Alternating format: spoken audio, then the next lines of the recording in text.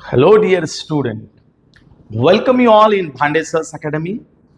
ये हमारी जो सीरीज चल रही है वो है wave optics chapter physics wave optics. मेरा नाम है प्रोफेसर आशीष पांडे और हम आज जो टॉपिक देखने वाले हैं उस टॉपिक का नाम है मेरे अजीज दोस्तों पोलराइजेशन।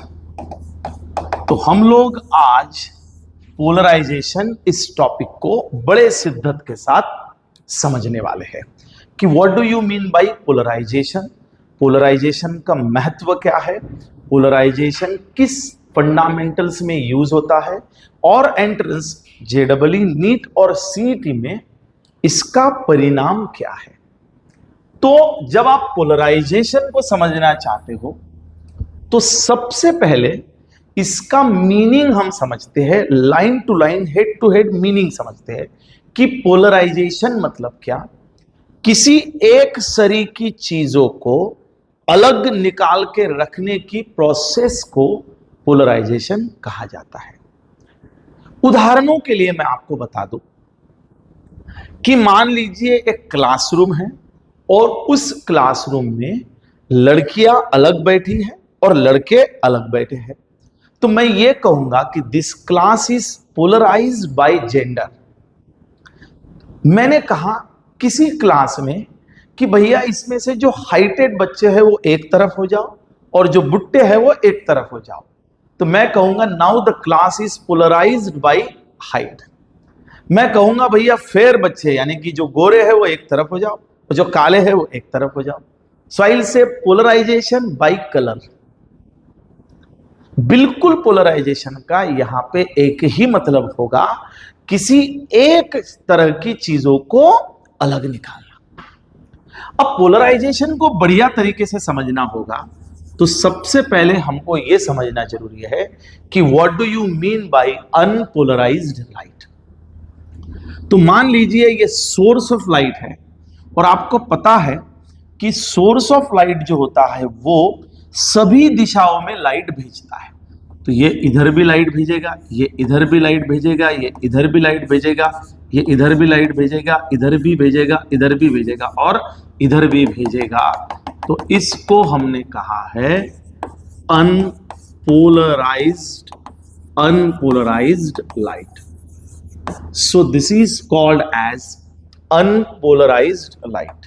एक लाइट है जो क्या है बेटा, अनपोलराइज्ड लाइट है। एक ऐसा लाइट है जो अनपोलराइज्ड है, जो लाइट को सभी दिशाओं में भेजता है, जो लाइट्स को सभी दिशाओं में भेजता है। So it will sending the light in all possible direction. तो इसे बोलते हैं हम लोग अनपोलराइज्ड। तो ये सभी दिशाओं में जा रहा है। So I hope you got the representation of the unpolarized light and this is the symbolic representation of unpolarized light. मैं पोलराइजेशन को समझाने के लिए मैं इस डायग्राम की हेल्प लेना चाहता हूं।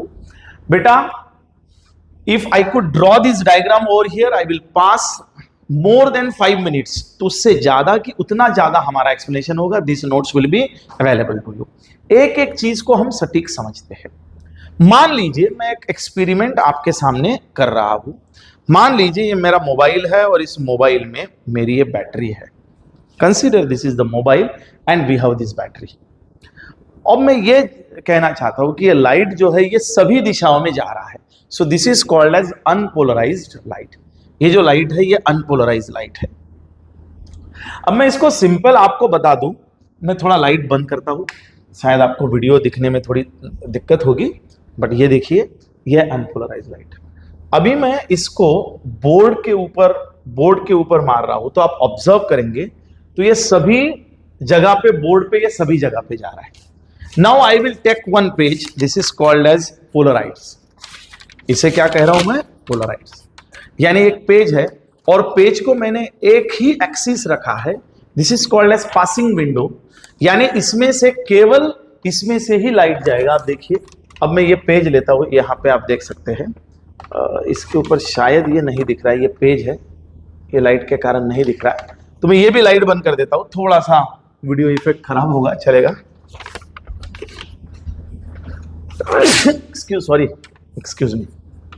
अब आप देखेंगे तो आप बराबर देखिए, आई कैन नॉट, हाँ यहाँ बोर्ड का लाइट होने के कारण ये रिफ्लेक्शन नहीं हो रहा है, लेकिन आप यहाँ देख सकते हैं, I can, where I can, हाँ ये देखिए, आप बराबर देखिए। तो यहाँ पे जब मैं लाइट मार रहा हूं तो आप यहाँ ऑब्जर्व कर सकते हैं अनपोलराइज के नीचे केवल इतना वाला ही लाइट जो है वो पास हुआ है और बाकी सारा का सारा लाइट क्या हुआ है, ब्लॉक हुआ है। तो इन शॉर्ट मैं आपको ये बता दूं कि मान लीजिए ये जो पोलराइड्स हैं ये एक सिंथेटिक फाइबर शीट होती है। ये पोलराइड जब हमने यहां पे रखा तो हम इसको थोड़ा और डिटेल में समझते हैं कि बेटा ये जो है ये है सोर्स ऑफ लाइट, और यहां से जो लाइट निकलेगा वो सभी डायरेक्शंस में निकलेगा, सभी दिशाओं में निकलेगा, और इससे जो लाइट निकलेगा वो हूबहू इस प्रकार से होगा। यहां से जो लाइट निकलेगा वो हूबहू इस प्रकार से होगा, और इसे हम लोग कहेंगे अनपोलराइज्ड लाइट। क्या कहेंगे बच्चों? Unpolarised light, because this light is going in all possible direction, सभी दिशाओं में जा रहा है। अब मुझे पोलराइजेशन प्रोसेस करनी है तो यकीनन इस अनपोलराइज्ड लाइट के बीच में मुझे एक सिंथेटिक फाइबर मटेरियल डालना होगा और जिसका नाम होगा बेटा पोलराइड्स। So when I place the polarides in between unpolarized light, so we have been observed that only, एक मान लीजिए बच्चों ये विंडो है ऐसी खुली वाली, तो ओनली ये विंडो को जो पैरेलल है वही पास होंगे। Only the light signal which is parallel to this window they are getting pass, और जो हॉरिजॉन्टल है यानी ऐसी विंडो है तो यही पास होंगे, ये वाले क्या होंगे बेटा? ब्लॉक होंगे। तो बच्चों जो वाले पास होते हैं उसको हम लोग प्लेन ऑफ वाइब्रेशन बोलते हैं। इसको क्या बोलते हैं बेटा अपन? प्लेन ऑफ वाइब्रेशन, यानी कि वाइब्रेट हो रहे हैं, वो निकल के जा रहे हैं। और जिस प्लेन के यानी कि हॉरिजॉन्टल प्लेन जो है ये वाला, ये हॉरिजॉन्टल प्लेन में क्योंकि ऐसी विंडो थी तो ये पास हुआ और हॉरिजॉन्टल क्या हुए बेटा? ब्लॉक हुए।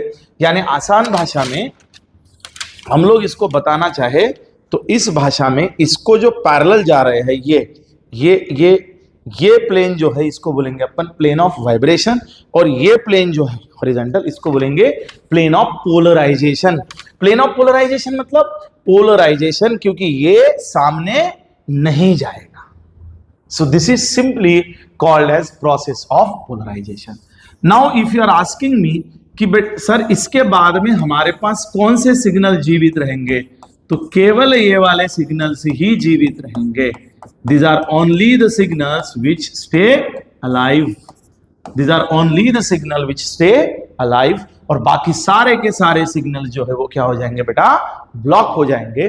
और इसी प्रोसेस का नाम है polarization. I hope you understand. Yes, बस इसको बढ़िया तरीके से समझ गए हैं तो फिर हम लोग अभी पॉइंट पे आते हैं, इसको मिटा देते हैं। चलो मेरे अजीज दोस्तों, plane of vibration, plane of polarization भी हो गया है। तो हाँ, अब देखिए जब कोई चीज बढ़िया तरीके से एक्सप्लेन की जाए और उसके बाद में हम उसका डेफिनेशन पढ़े तो वो अपने आप ही समझ में आता है। देखिए बेटा क्या कहा है, light waves in which vibration of electric field vector are confined only one plane is called as plane of polarization। एक ही दिशा में जिसके वाइब्रेशन कन्फाइंड होते हैं उसे हम लोग पोलराइजेशन कहते हैं। रिप्रेजेंटेशन कुछ इस तरीके से भी होता है कि यहाँ पे बेटा कुछ ऐसे भी बताया जाता है कि ये जो डॉट है इसका मतलब यहाँ से आने वाले सिग्नल जो है वो केवल ऐसे ऐसे ऐसे ऐसे आ रहे हैं, और दूसरा ये भी होता है कि जिसमें हॉरिजॉन्टल भी आ रहे हैं, है ना, इस प्रकार से। यानी कुछ ऐसे सिग्नल्स भी आते हैं और कुछ ऐसे भी आते हैं। ऐसे जो आते हैं इसको ऐसे रिप्रेजेंट करते हैं, और जो परपेंडिकुलर टू द प्लेन होते हैं उसको हम लोग डॉट से रिप्रेजेंट करते हैं। तो चलिए ये मैंने आपको बता दिया। सर कितने प्रकार से हम पोलराइजेशन कर सकते हैं, तो इस टॉपिक में, इस चैप्टर में हम लोग पढ़ेंगे मेरे अजीज दोस्तों 4 मेथड्स हमारे पास है जिससे हम लोग पोलराइजेशन कर सकते हैं। सबसे पहली मेथड है बाय रिफ्लेक्शन मेथड, तो रिफ्लेक्शन करके भी कर सकते हैं। दूसरा है बाय रिफ्रैक्शन, रिफ्रैक्शन मेथड से भी कर सकते हैं। तीसरा है बाय पोलराइड्स, हमने जो अभी पढ़ा बाय पोलराइड्स। और चौथा है by scattering, by scattering. Scattering करके भी हम कर सकते हैं, रिफ्लेक्शन से, रिफ्रैक्शन से और पोलराइड्स। पोलराइड्स जो है वो ज्यादातर इस्तेमाल होता है। कुछ रिफ्लेक्शन रिफ्रैक्शन में हमारे पास मेलस लॉ है, और भी हम लोग आगे कुछ पढ़ेंगे तो उसके अंदर हम लोग ये भी पढ़ेंगे कि बाय रिफ्लेक्शन रिफ्रैक्शन कैसे होंगे, और स्कैटरिंग से भी मैं आपको समझाऊंगा। तो one by one let us understand. पहले तो मैंने आपको पोलराइड्स को पढ़ा दिया है कि by using polaroids how it perform. अभी हमारे पास ना एक बढ़िया सा एक सवाल है, उस सवाल को मैं आपके सामने रखता हूं और बढ़िया तरीके से समझाता हूं। देखो बच्चों, कहा जाता है कि मान लीजिए मेरे अजीज दोस्तों, ये पोलराइड्स है, और पोलराइड्स में से जब लाइट पास होगा तो डेफिनेटली कुछ ही सिग्नल्स बचेंगे और बहुत सारे सिग्नल्स ब्लॉक होंगे। अब सवाल यह है कि कोई भी लाइट जब पोलराइड से गुजरता है तो उसके इंटेंसिटी के ऊपर क्या फर्क होता है। तो ये सवाल है, और हमारे लिए जब हम लोग एग्जाम्स के अंदर जाएंगे तो हमारे लिए ये फॉर्मूला बन जाएगा कि इंटेंसिटी जो होती है, intensity of unpolarised light, intensity of unpolarized light reduces by half after passing through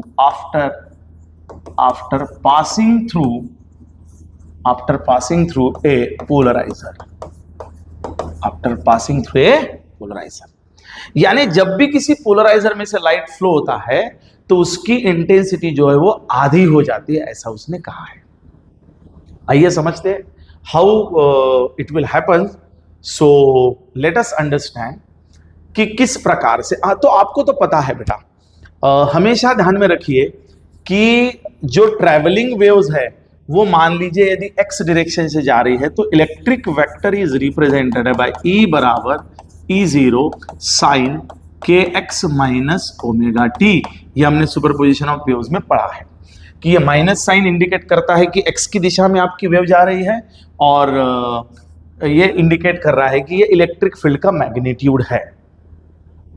और हमको पता है कि इंटेंसिटी जो होती है, the intensity is always proportional to the amplitude square. तो आपको पता है कि इसके दो कंपोनेंट होते हैं, एक होता है हॉरिजॉन्टल, दूसरा होता है वर्टिकल। तो समझ लीजिए कि when this signal is pass through the polaroids, जब ये पोलराइड से सिग्नल निकलेगा तो हमें पता है intensity will be directly proportional to the amplitude square. Now when this signal, we are talking about this signal has two components. One is E0 cos omega t and another is E0 sin omega t. तो जो भी बच्चे ये जानते हैं, या हम यहाँ पे phi बोलेंगे इसको, E0 cos phi and sin phi, हम जानते हैं कि इसके कोई भी चीज जो होती है दो कंपोनेंट में रिजॉल्व की जाती है। एक होता है हॉरिजॉन्टल, एक होता है वर्टिकल। टू द एंगल हमेशा कॉस होता है और दूसरा वाला साइन होता है। तो when it pass through polarides, तो हम ये कहते हैं कि ओनली हॉरिजॉन्टल कंपोनेंट यानी E0 cos phi will pass and E0 sin phi will constrain, यानी कि ऑब्स्ट्रैक्टेड। यहां पे मैं लिखूंगा बेटा ऑब्स्ट्रैक्टेड, कि ये क्या हो जाएगा बेटा, ऑब्स्ट्रैक्ट हो जाएगा। ये क्या हो जाएगा बेटा, रुक जाएगा। अब ये रुक जाएगा मतलब ये सामने प्रोसेस नहीं हो रहा है, तो यानी हमारे पास आगे कौन जा रहा है, केवल E0 cos phi कंपोनेंट जा रहा है। Now I will say the intensity कैसे निकालेंगे। तो हमें पता है intensity is directly proportional to the amplitude square. तो यहां पे एम्पलीट्यूड कितना है इसका, तो E0 into cos phi whole square. तो intensity is directly proportional to E0 square into cos square phi। अभी मुझे बताइए, जब मैं ये बता रहा हूं कि बेटा ये बात को समझना बड़ा जरूरी है कि जब मैं इसको, ये axis angle of passing axis है, can I change that angle of passing axis? Yes. तो मुझे बताइए, ये एंगल ऐसा है तो इसको मैं चेंज करके कितना कर सकता हूं? हॉरिजॉन्टल, और वापस 180। यानी phi can be rotate through 0 degree to 180 degree. यानी फाई को हम लोग 0 डिग्री से रोटेट करेंगे तो 180 डिग्री तक रोटेट करेंगे। ये वैल्यू हम लोग यहां पे रोटेट करेंगे, और हमें पता होनी चाहिए कि बेटा इसकी 180 की और इसकी वैल्यूज कितनी आती है। तो हम ऐसे लिखते हैं कि इसकी इंटेंसिटी पहले के बाद में कितनी आएगी, तो cos square phi will be of average, कहां से कहां डालेंगे बेटा अपन? 0 टू 180, और इनटू ये जो है हमारा वो E0 square as it is रहेगा। अब cos स्क्वायर को आप डालिए, यदि आप cos को, यहां मैंने क्या किया मैं आपको सिंपल बताता हूं, ये जो cos फाई था जब हम पोलराइड से पास करेंगे तो ये एंगल जो है वो 0 से 180 घूमेगा। पहले 0 है, फिर हो सकता है 45 हो जाए, 90 हो जाए, 270 हो जाए, सॉरी उसके बाद में 180 हो जाए। तो 0 टू 180 के बीच में हम घुमाते हैं। cos 0 कितना होता है? 0। cos 0 कितना होता है? 1। cos 90 कितना होता है? 0। cos 180 कितना होता है? -1। तो 0 माइनस ऑफ -1। अभी इसका एवरेज हम लोग निकालते हैं तो हमेशा ध्यान में रखिए, cos स्क्वायर को, फाई को यदि हम 0 से 180 के बीच में रोटेट करते हैं तो इसका एवरेज निकलता है बेटा हाफ। यानी हम cos के एंगल को, आई रिपीट, यदि हम cos के एंगल को 0 से 180 के बीच में रोटेट करते हैं तो उसका वैल्यू निकलता है हाफ। तो इसलिए इंटेंसिटी बन जाएगी बेटा, यहां पे कौन है? E0। तो E0 स्क्वायर यानी कि हाफ इंटू E0 स्क्वायर, तो I1 is equal to half into E0 square, and this is what your intensity. तो यहां पे हमें ये बिल्कुल समझ में आ रहा है, ये बिल्कुल समझ में आ रहा है कि जब भी हम किसी अनपोलराइज लाइट को पोलराइड्स के भीतर से ले जाते हैं तो उसकी इंटेंसिटी जो है वो हाफ हो जाती है, half of its maximum amplitude हो जाती है। तो ये भी एक बढ़िया सा सवाल है जो हमने आज यहां पे सीखा है। I hope my dear students you understand the meaning of polarization, and when we pass it through I can say, जब हमने इसको पास कर दिया है किसके थ्रू? पोलराइड्स के थ्रू, तो इसकी इंटेंसिटी कितनी हो गई बच्चों? आधी हो गई है। चलिए, now we will understand the next and important law, and the name of this law is Malus law. इसे हम मालूका लॉ भी कहते हैं। तो ये बढ़िया सा लॉ है। Understand what is Malus law. So let us understand what is Malus law. Malus law पण म्हणतो आपल्याला। अभी हमने देखा है कि एंगल को आप 0 से 180 के भीतर में किया है तो आपका इंटेंसिटी हाफ हो गया है। ये कहेगा कि सटीक जब हम लोग इसको 2 पोलराइजर से घुमाते हैं तो आपका एंगल कितना बचेगा। एकदम सिंपल, मैं आपके सामने यहां रिप्रेजेंटेशन कर देता हूं। मान लीजिए कि ये हमारा अनपोलराइज लाइट है, और अनपोलराइज लाइट का मतलब होता है the light moving in A all possible direction. अरे भाई क्यों रे बंद हो गया है भाई? तो हाँ, जो लाइट पढ़ते पढ़ते लाइट ही बंद हो रहा है। चलिए, अरे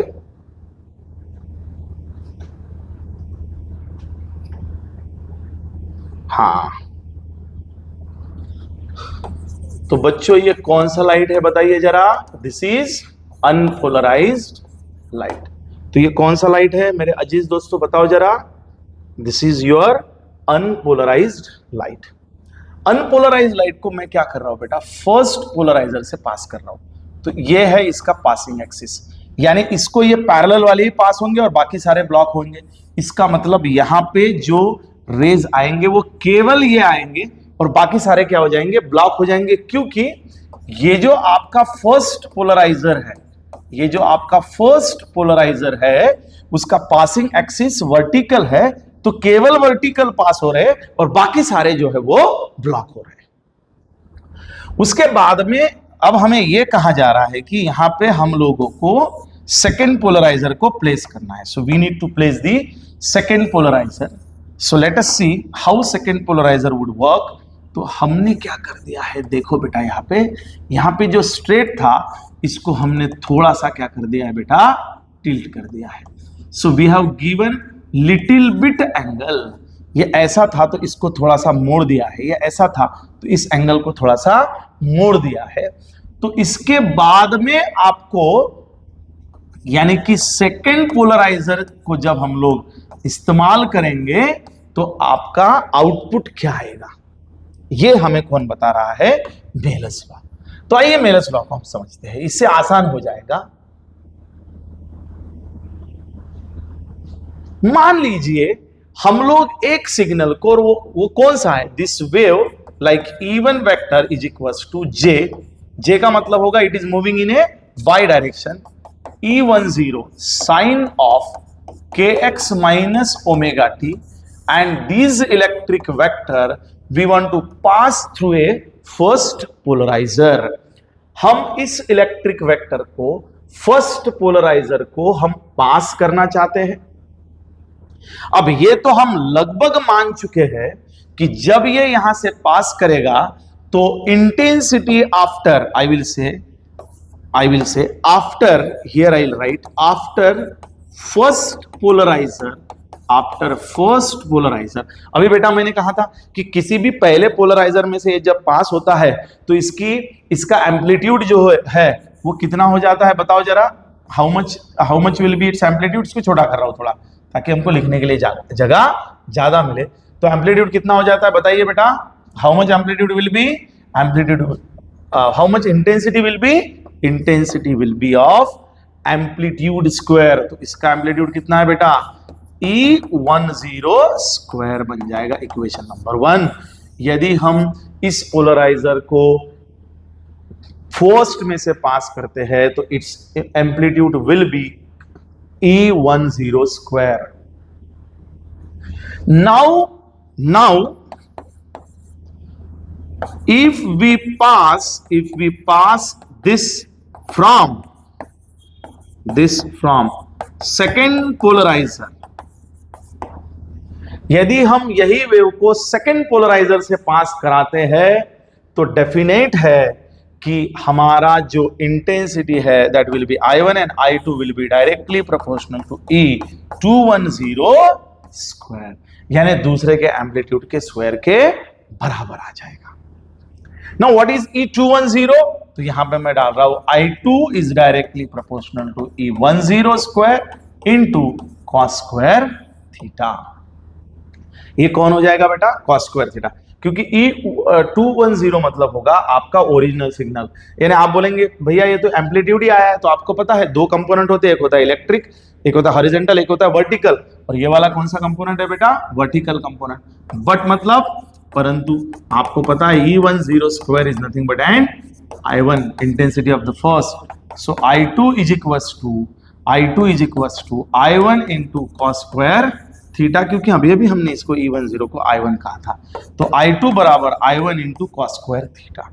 ये तो डिराइव करना ये बहुत ही सिंपल है, लेकिन इसको समझना बहुत जरूरी है कि ये हमें क्या कह रहा है, इसका मतलब क्या है, ये हमें कहना क्या चाहता है, इसको हम लोग समझते हैं कि I1 cos स्क्वायर थीटा का मतलब क्या होता है कि जब हमने ये अनपोलराइज्ड लाइट को यहां से पास किया और जब ये इधर गया तो रहे ख्याल कि जब हमने इसको ऐसे घुमाया, आई रिपीट ऐसे घुमाया, तो ये कहता है कि ये angle cos square theta I1 intensity, इसमें से जो इंटेंसिटी आएगी I2 उसके बाद में कितनी इंटेंसिटी बचेगी, तो I1 का cos स्क्वायर का जो एंगल होगा, मान लीजिए आप 45 है तो cos 45 बचेगा, 90 है तो cos 90 पूरा बचेगा, 90 मतलब cos 90 पूरा बचेगा, cos 0 है cos 01 पूरा बचेगा, cos 90 गायब हो जाएगा, हॉरिजॉन्टल है तो कुछ नहीं बचेगा. यानी आप इस एंगल को यहां से जितना रोटेट करो उतना ही बचेगा, जो हमने अभी यहां पे 0 से 180 एवरेज निकाल करके दिया था आपको. तो ये हमको कौन बताता है बेटा, Malus law. So I request kindly take the screenshot of this. My dear students, this topic is not that much difficult. ये थोड़ा ट्रिकी टॉपिक है, इसलिए आपको इस टॉपिक के ऊपर थोड़ा ज्यादा ध्यान देना है, टॉपिक को गहराई से समझना है, तो आपको ये टॉपिक समझ में आएगा। वाह, ये मैं आपको एक बढ़िया सा एक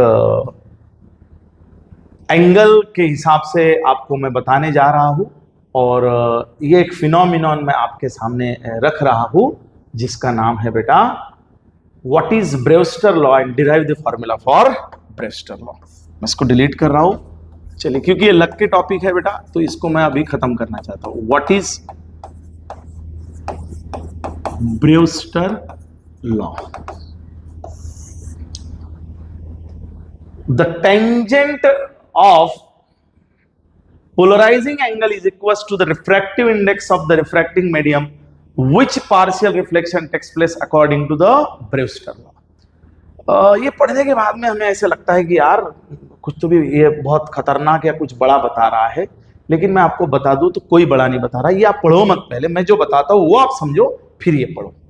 देखो, simply Brewster has given us an idea when unpolarized light is going to fall on a kind of material which has reflection and refraction both phenomenon, तो by reflection and by refraction से हमें polarisation कैसे मिलता है, यानी unpolarise light polarise में convert bye reflection और refraction phenomena होता है, वो हमको ब्रेवस्टर ने बताया है, तो उसे हम लोग समझते हैं। This is what the boundary which is being separated by the two medium. First medium has N1 and another medium has N2. N1 is the refractive index of the first medium and N2 is the refractive index of the second medium. You try to understand. Now let us understand, this is what the normal which I am drawing. ये कौन है? तो ये एक normal है। यहां पे हमने क्या ड्रॉ किया है? So here I am drawing one signal and that signal is called as unpolarized incident ray. This is called as unpolarized incident rays। तो यह है unpolarized incident ray। unpolarized मतलब यहाँ पे देखिए बेटा, ऐसा भी सिग्नल जीवित है और डॉट भी जीवित है, ऐसा भी है डॉट भी है, ऐसा भी है डॉट भी है, ऐसा भी है डॉट भी है, ऐसा भी है डॉट भी है, ऐसा भी है डॉट भी है। डॉट का मतलब होगा ऐसा भी सिग्नल है और ऐसा भी सिग्नल है। मेरे पास कुछ है नहीं यहाँ पे समझाने के लिए, लेकिन फिर भी मैं कोशिश करता हूं आपको एक उदाहरण दूं। हाँ, पेन मिल गया है, चलो बढ़िया। ये ऐसा है और ये ऐसा है, ऐसे ऐसे सिग्नल्स होते हैं। ये जो पेन ऐसे दिख रहा है ना, तो ये डॉट से रोटेट, और ये ऐसे ऐसे ऐसे पकड़ लीजिए, ये ऐसे है और ये ऐसे है, ऐसे। तो ये लाइन बता रहा, और ये आपको फ्रंट से क्या दिख रहा है? डॉट। तो ये है डॉट। अब ब्रेवस्टर ने हमें ऐसे कहा है कि आप एक काम कीजिए, यहां से कुछ सिग्नल जो है वो रिफ्लेक्ट होगा, वापस जाएगा, और कुछ सिग्नल जो है वो रिफ्रैक्ट होगा।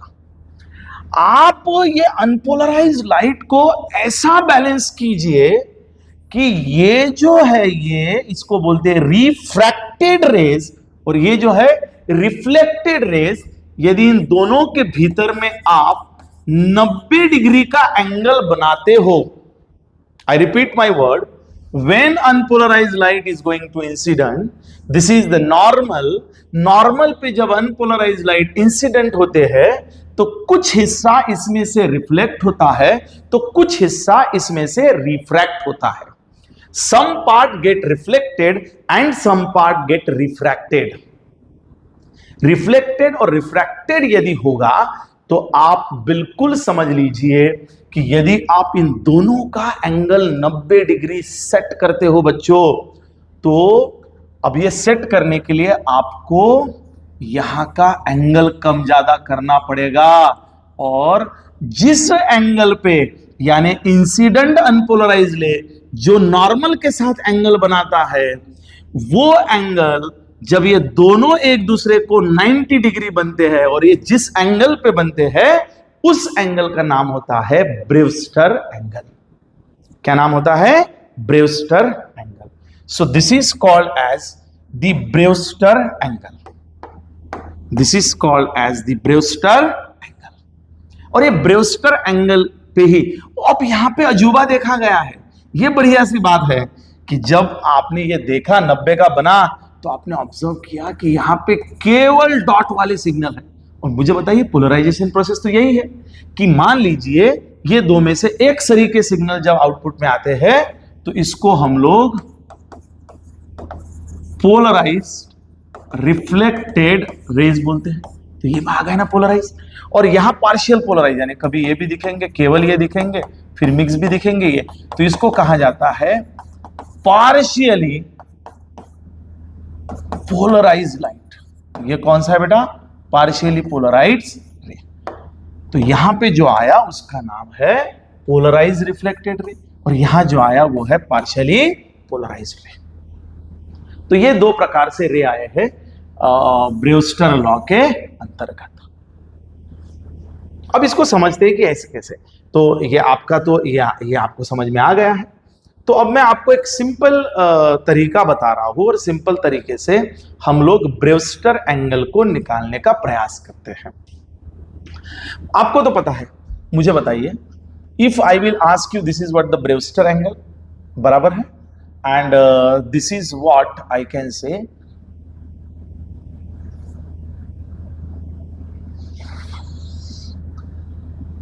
Angle of reflection, Brewster plus reflection. तो ये ब्रेवस्टर प्लस रिफ्लेक्शन एंगल जो होता है, आपको पता है कि these are perpendicular to each other. So from figure we can say that Brewster angle plus reflected angle का एडिशन जो है वो बनता है 90 डिग्री।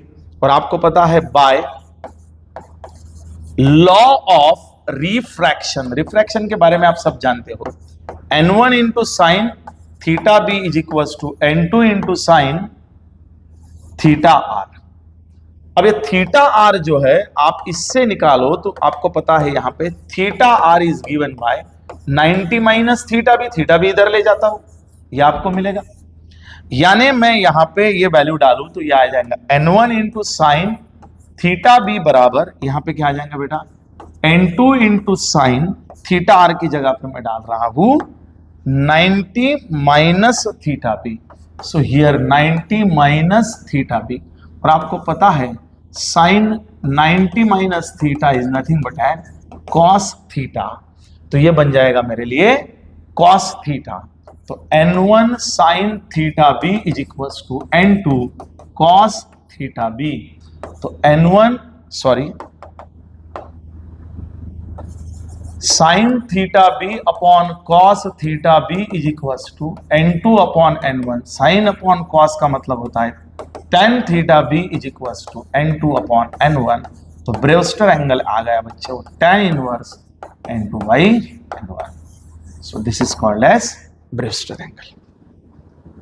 यहां पे n1 और n2 क्या रिप्रेजेंट कर रहा है? तो n1 and n2 are the refractive index of the medium 1 and medium 2। चलिए, हमने ब्रेवस्टर एंगल को भी बहुत अच्छे से समझ लिया है। Kindly take the screenshot of this. चलिए, पोलराइजेशन बाय स्कैटरिंग ही है। इसके बाद में बढ़िया टॉपिक है interference of light, that we are going to continue in the next class. सो बच्चों, यहाँ पे आप इंटरफेरेंस ऑफ लाइट के लिए हमारे साथ जुड़े रहिए। Thank you.